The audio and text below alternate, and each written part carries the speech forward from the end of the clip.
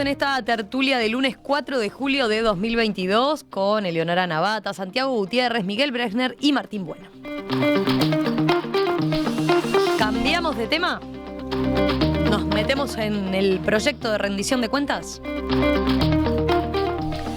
El Poder Ejecutivo presentó el jueves al Parlamento el proyecto de ley de rendición de cuentas. En la propuesta del gobierno, el gasto autorizado para el año 2023 agrega 226 millones en comparación con el de este año 2022. ¿Cómo se reparten esos 226 millones? Se destinarán al rubro seguridad 27 millones de dólares. Para el rubro educación irán 45 millones de dólares. El proyecto destina a su vez 26 millones de dólares al área de ciencia, tecnología e innovación. Para el área de la salud van 26 millones de dólares y otros 31 millones se reparten en menor medida entre diversos organismos. En tanto, 70 millones de dólares son para recuperación salarial acordada con COFE y los funcionarios de la ANEP. La iniciativa del gobierno también contempla algunas novedades. Elimina, por ejemplo, la ley de medios, crea la Agencia Nacional Uruguay Audiovisual, incluye una reestructura de AFE, la Administración de Ferrocarriles del Estado, e implementa el plan de dignidad laboral para personas privadas de libertad, entre otras cosas.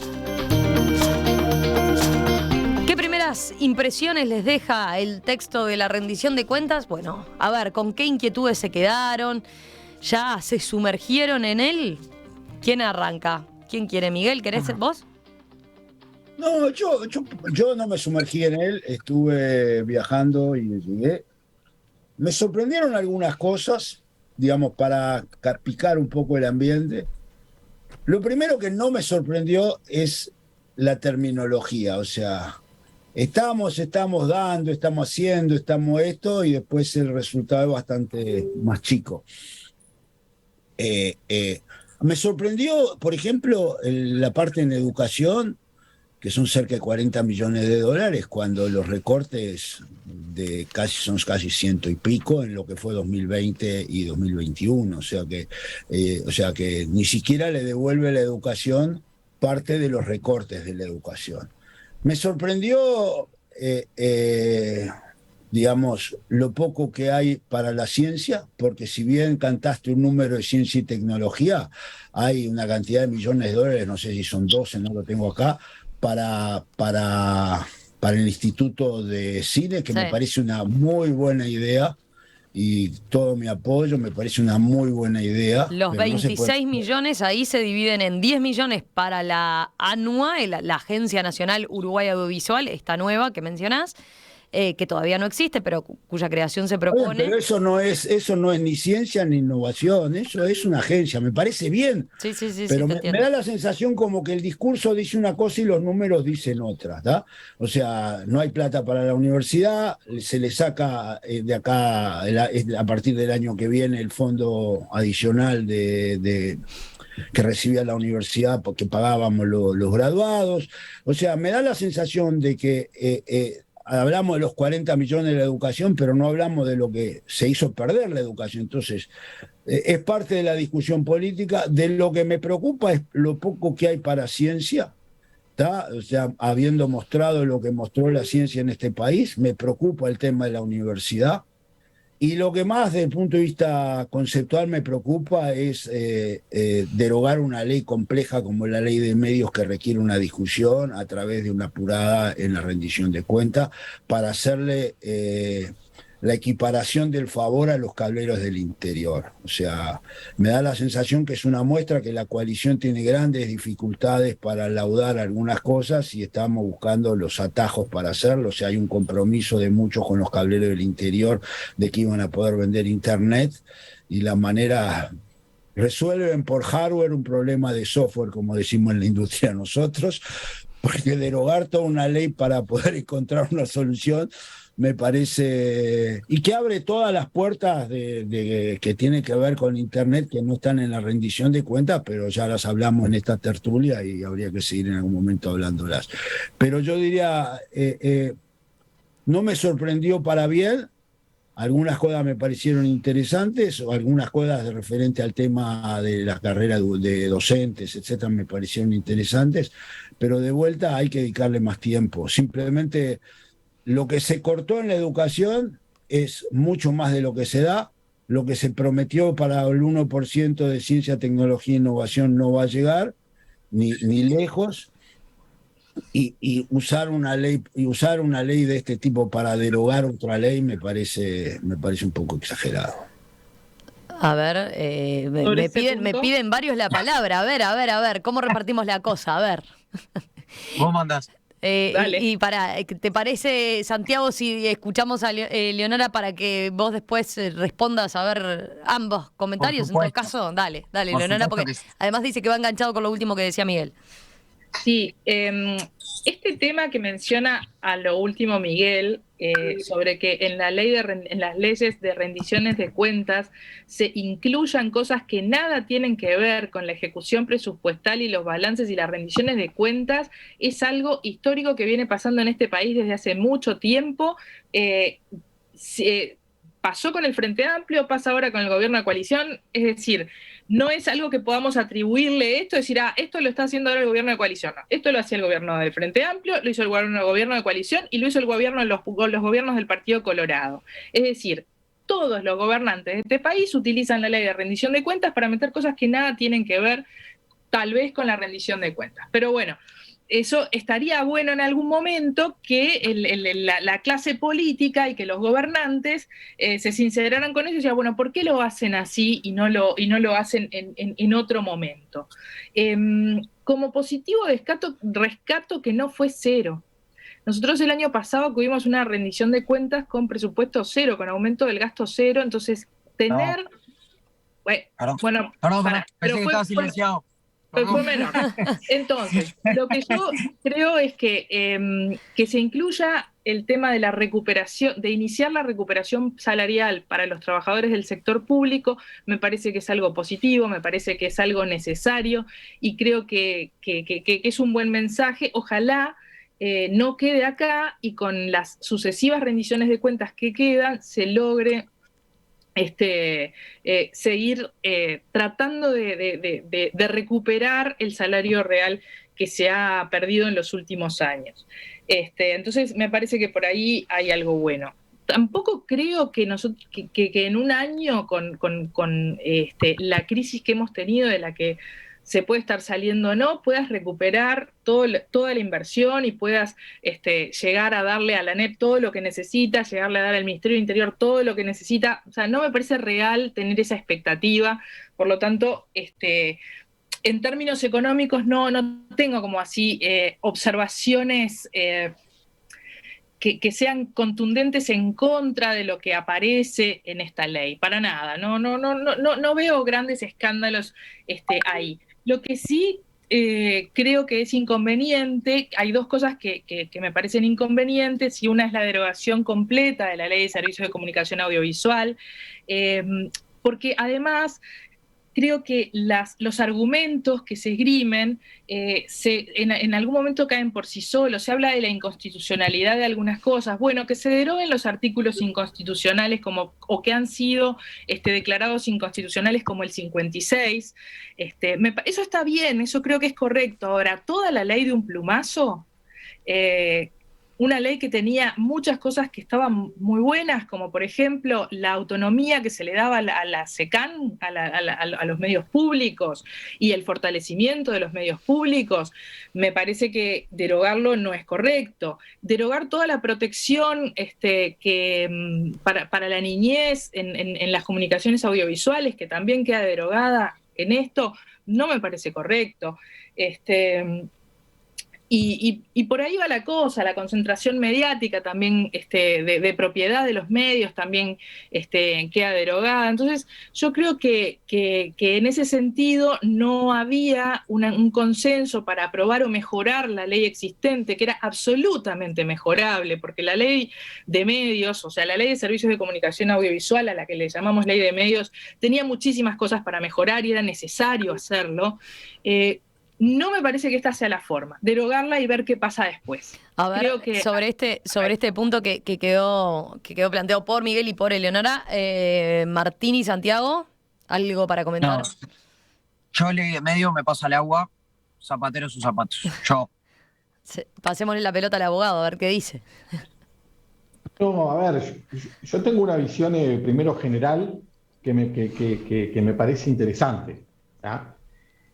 En Uruguay hay una batalla cultural que la impuso yo creo que el Frente Amplio en sus lógicas hace unos 15 años y ya quedó instaurado por todo el sistema político. ¿Ah? Y más allá de la coyuntura, esto es una batalla cultural, que es, no hay una rendición de cuenta buena si no hay aumento de gasto. El aumento de gasto es bueno per se, por sí mismo. ¿Ah? Si no hay aumento de gasto, es mala. ¿Ah? Y eso es como un mojón en el Uruguay, y es un mojón que no tiene tanto tiempo, es un mojón que tiene 10, 15 años, y veo a los legisladores del gobierno, veo al propio gobierno comprar este nuevo mojón ideológico transversal del Uruguay. No es bueno ningún mensaje de rendición de cuentas si no hay aumento de gasto. ¿Ah? Y yo creo que habría que, por lo menos, yo lo pongo en tela de juicio. Eso. No sé si es así, depende. Y depende de muchas cosas. Eso, o sea, me parece súper interesante, porque incluso en esta rendición de cuentas en particular se ha visto, lo he visto en cada comentario en particular del gobierno. Luego, otra cosa que me parece que es importante puntualizar cuando se habla que hay ahorros enormes. Estamos hablando de ahorros enormes dentro de déficit fiscal, ¿no? Todos los ahorros que hablamos es dentro de un Estado que gasta mucho más dinero y se tiene que endeudar para pagar sus cuentas. No hay ahorro legítimo. Todo, siempre que hablamos de ahorro, que el gobierno ahorra, que aumenta, diríamos, la actividad económica y por eso hay más ingresos y ahorra, son ahorros que lo único que hacen es tener que endeudarse menos de lo que hacíamos. O sea, el Estado central tiene que seguir emitiendo deuda para pagar sus compromisos. O sea, el crecimiento económico y los ahorros no implica que estamos equilibrados. O sea, seguimos el déficit fiscal. Digo como datos, porque en realidad el concepto de ahorro, el concepto natural de ahorro, ¿cuál es? Es que me sobra algo y me lo quedo. Acá es, me sobra algo y lo único que hago es pedir menos deuda. Digo porque me parece que son tipo elementos grandes conceptuales que aceptamos pacíficamente y me parece que está bueno cuestionarlos. Martín, agrego un apunte nomás sobre todo al primer comentario que hacías, para tener una referencia. A ver, estamos hablando de que el presupuesto del Estado en un año, y concretamente para este 2022, es de aproximadamente, así, en números grandes, 18.000 millones de dólares. Y esto lo que hace esta rendición para el año que viene es aumentarlo 226 millones más, o sea, un incremento de 1,3% aproximadamente. Exacto. Respecto a el presupuesto de este año. Pero lo que pasa es que esta actitud ideológica de todo el sistema tiende al infinito. Los 18.000 millones que ya nos quemamos en el Estado, bien gastados, mal gastados, es como que ya no importan. Y tiende al infinito. Y eso es un problema, yo creo. ¿Ah? Que no quita que haya áreas del Estado que necesitan dinero. Sí, por supuesto. Pero el tema es cómo se saca, de dónde se saca. Pero a mí lo que me preocupa es el componente ideológico general. Y luego sobre la rendición, diríamos, en temas particulares, yo creo que es una rendición que administra la realidad. A ver, yo no la leí, vi notas de prensa, no sé el articulado, si no hay, como bien decía Leonardo y Miguel, las rendiciones se usan para poner muchas cosas. No sé si otras cosas, lo que leí en la prensa parece que es una rendición que administra la realidad. El único cambio que podía llegar a ver, que es el relacionado con una pequeño intento de tenue reforma del Estado, fue sacado en la negociación con COFE. O sea, lo único que podía haber interesante desde mi punto de vista, un poquito más estructural, no está. Y luego creo que administra y la realidad. O sea, no hay ni nada para destacar, ni nada para decir que horrible. Es una tenue administración de la realidad sin demasiado. A ver, Santiago, ahora te quedó para responder de todo y sobre todo también esto que decía Martín, esta lógica, dice él, que se instaló de que siempre y todas las rendiciones de cuenta tienen que tener un incremento de gasto para ser consideradas buenas, decía. Bueno, voy a tratar de atajar los penales a uno. Yo iba a decir algo parecido a lo que dijo Martín. Alguien te tiró a matar, Santi, me parece, ¿eh? No, yo tengo complejo bolero. Sí, me pareció. O descolgar centro, mejor, tenés razón.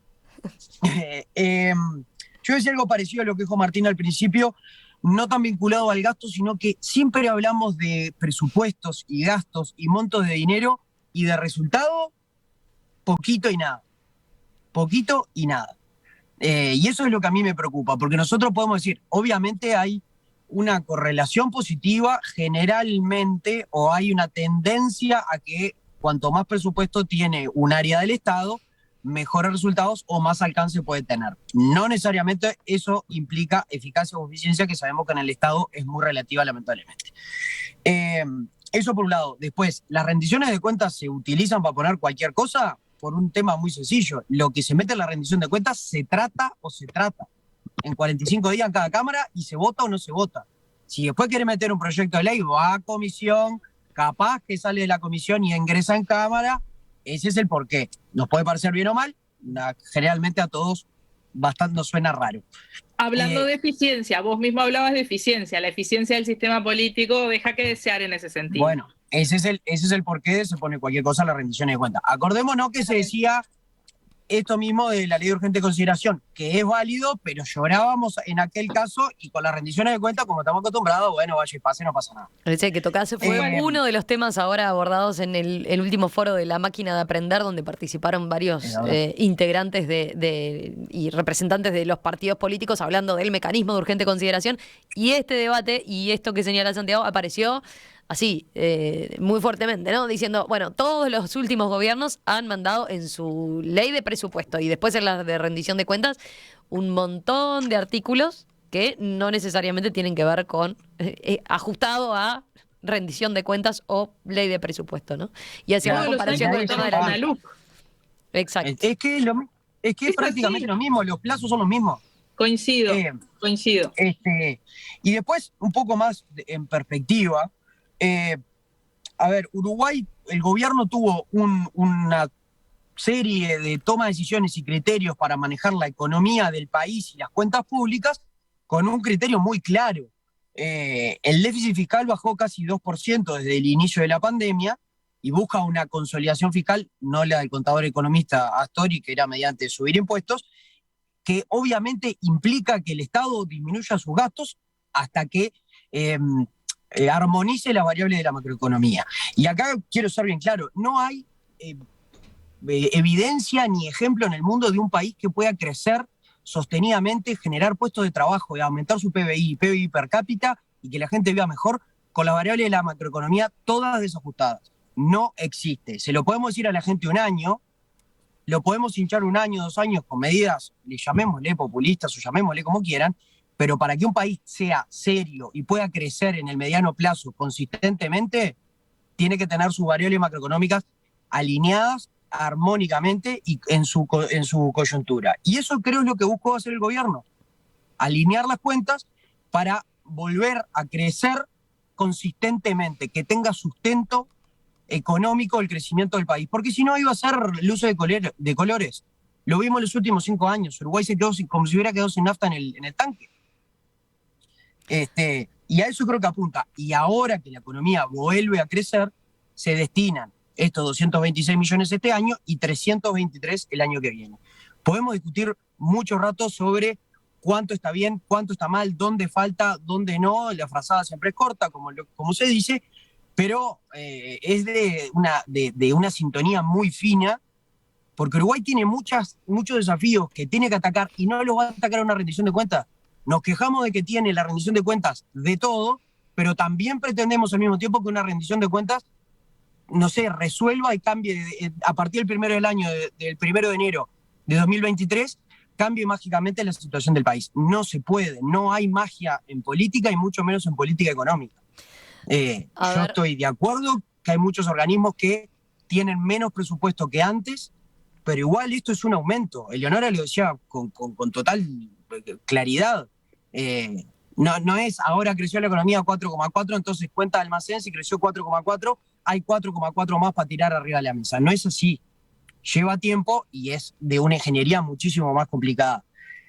Creo que lo que se tratan son aumentos presupuestales con equilibrio.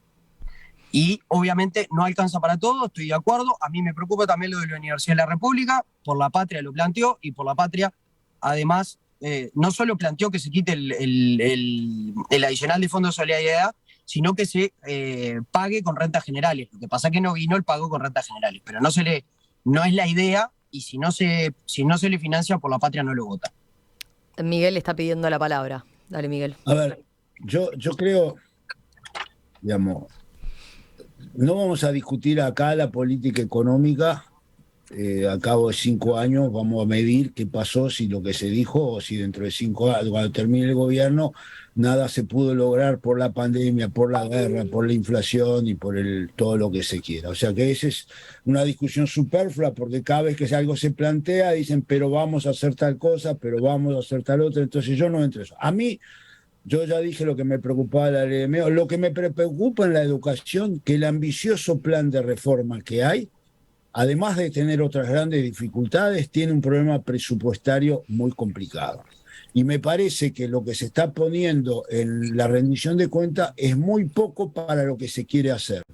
Entonces, o sea, entiendo las restricciones económicas, entiendo todo, pero si la educación es prioritario, hay que poner la carne en el asador. Y es muy difícil que se logre eso. Hay mucha plata que se puede ahorrar de un lado, mucha plata que se puede de otro.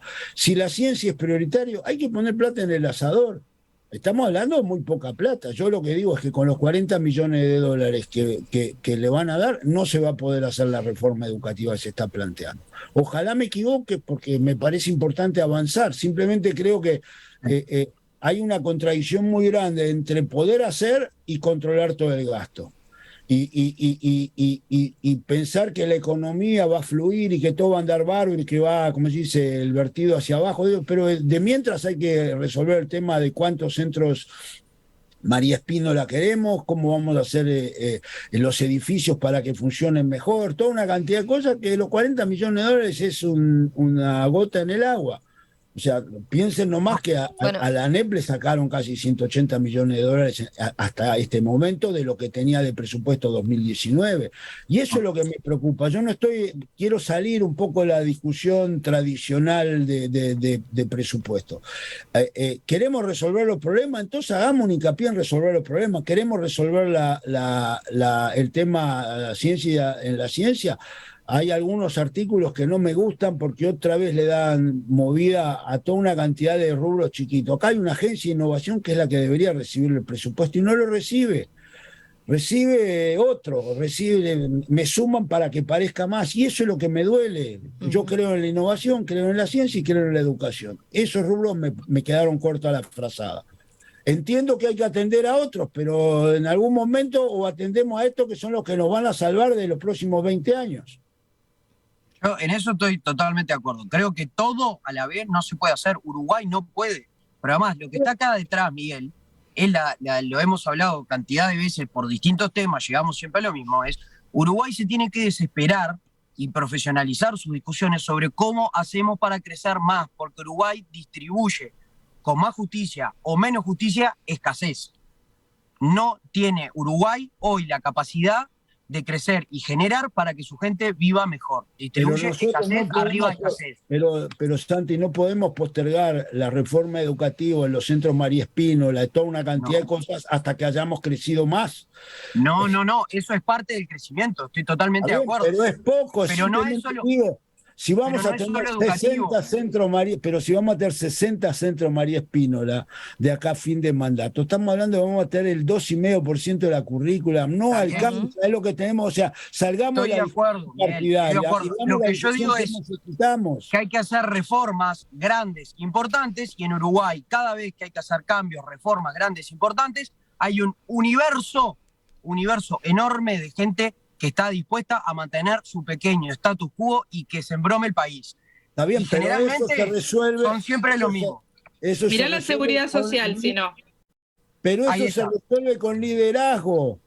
Y cuando vos hiciste un discurso... Con varios liderazgos. Y con consensos. A ver. Y una Martín actitud hacia el consenso. Y una actitud hacia el consenso. Cuando vos vivís peleándote...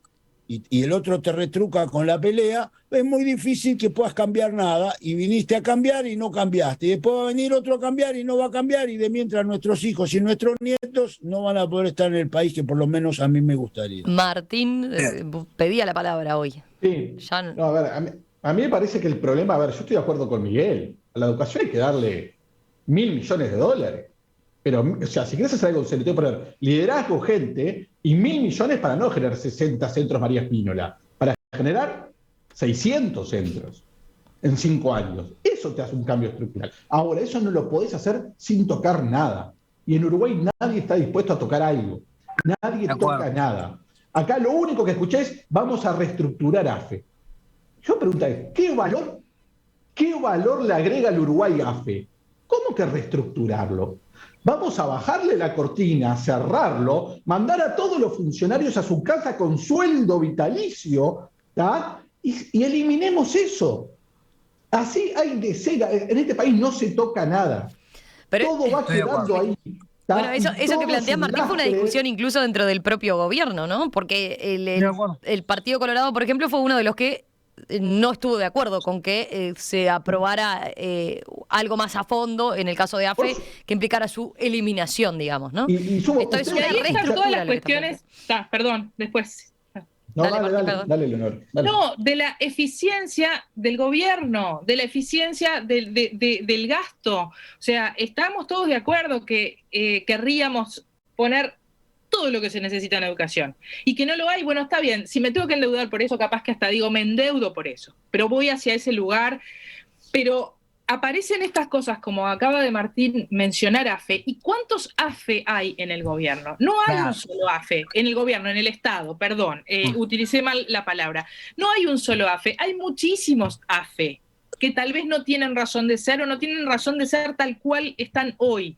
Y se nos están yendo recursos que podrían estar en la educación, que podrían estar en otros lugares muchísimo más viscerales para el funcionamiento del país, y se nos están yendo, y vos decís, son recursos mínimos, son chiquitos, no importa, pero los empezás a sumar y te hacen una cuenta.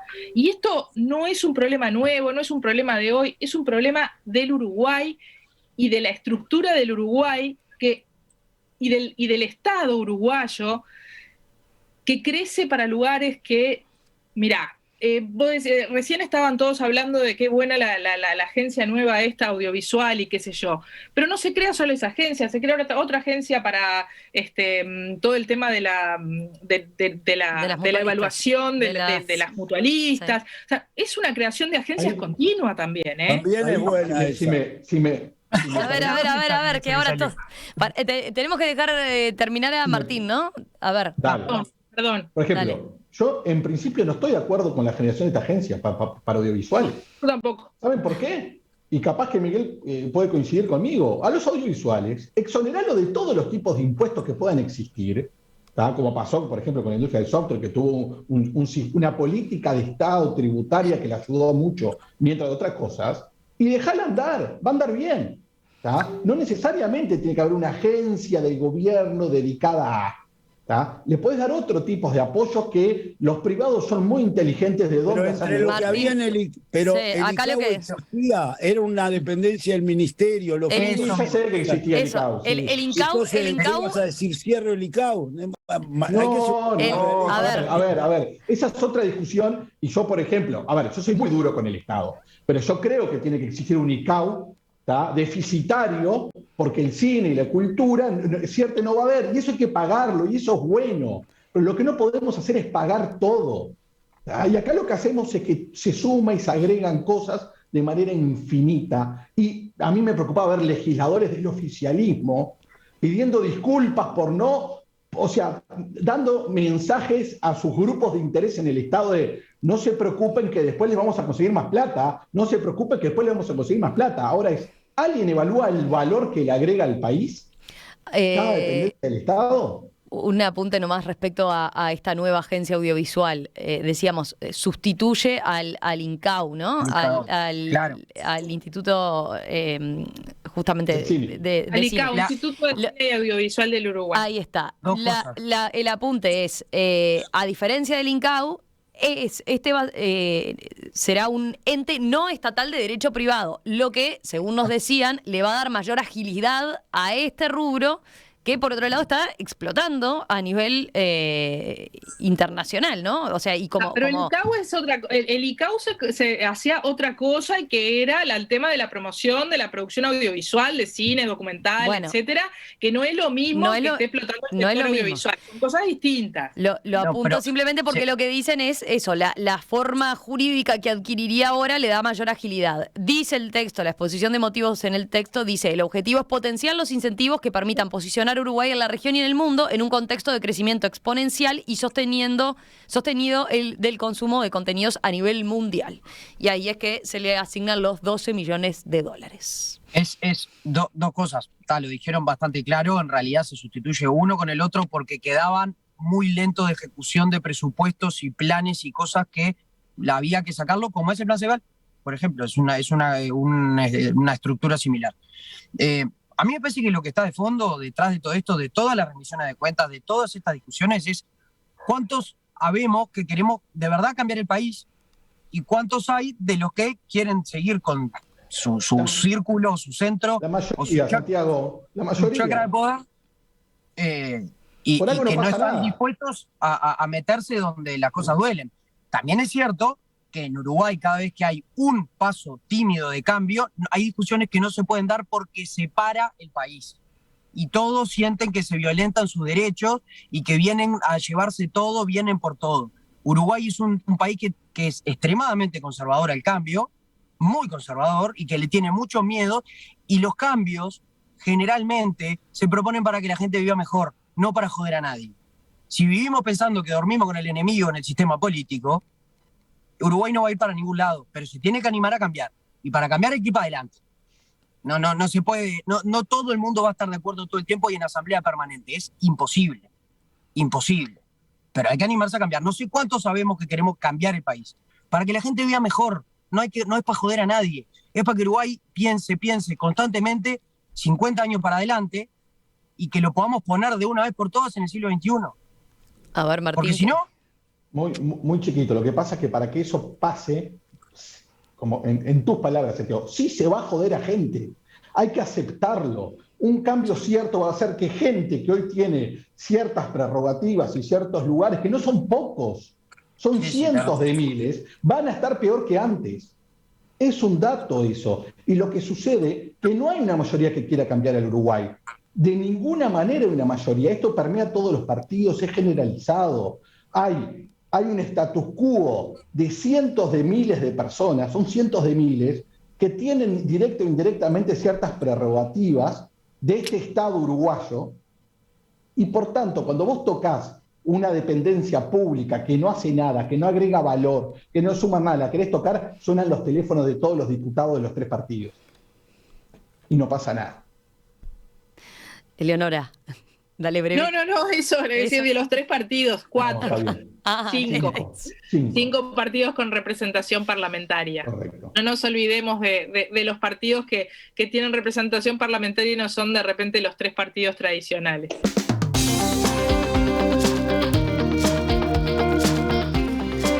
Martín Bueno, Miguel Bresner, Santiago Gutiérrez, Eleonora Navata, gracias a los 4, un placer como siempre, nos reencontramos seguramente la semana que viene. Un abrazo y bueno, tuvimos que sacrificar los telegramas, pero rindieron ambos temas, nos fuimos un poquito más largos, así que quedan para la próxima. Un abrazo. Vamos arriba, gracias. Chao.